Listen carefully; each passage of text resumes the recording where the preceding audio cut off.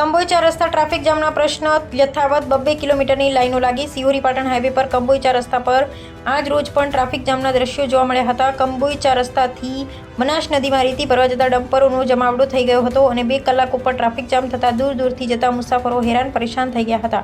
વાત કરવામાં આવે તો નાના વાહનો જેવું થરાદ દિયોદર કે ભાભર તરફથી આવતા વાહન ચાલકોએ પોતાના વાહનો ટ્રાફિકમાં ફસાઈ ગયા હતા, જેથી લોકો પરેશાન થતા જોવા મળ્યા હતા। કંબોઈ ચાર રસ્તા પર વારંવાર રોજ ટ્રાફિકની સમસ્યા સર્જાય છે, પરંતુ સ્થાનિક જવાબદાર તંત્ર નિંદ્રામાં છે। આ બાબતે વારંવાર અખબારોમાં સમાચાર આવ્યા, પરંતુ કંબોઈ ચાર રસ્તા ટ્રાફિકના પ્રશ્ન હલ થઈ શકતા નથી। ડમ્પરોના ચાલકો રસ્તા વચ્ચે ડમ્પરો ઊભા કરી દેતા હોવાથી ટ્રાફિક જામ થાય છે। સિહોરીની ટ્રાફિક પોલીસ મહેનત કરી ટ્રાફિક નિયંત્રણ લાવવા મથામણ કરી રહ્યા છે, પરંતુ ડમ્પરના ચાલકો જ્યાં ફાવે તેમ ડમ્પર ઊભા રાખી દે છે। આ બાબતે આરટીઓએ પણ ધ્યાન પર લેવું જોઈએ અને કંબોઈ ચાર રસ્તા ચેકિંગ રાખી તમામ ડમ્પર ચેક કરવા જોઈએ। ડ્રાઈવરોના લાયસન્સ, પરમિટ, વજન તેમજ આરટીઓએ કડક કાર્યવાહી કરાવવી જોઈએ। જ્યારે કોઈક ઇમરજન્સી હોય તો પણ ટ્રાફિકમાં ફસાઈ જવું પડે છે।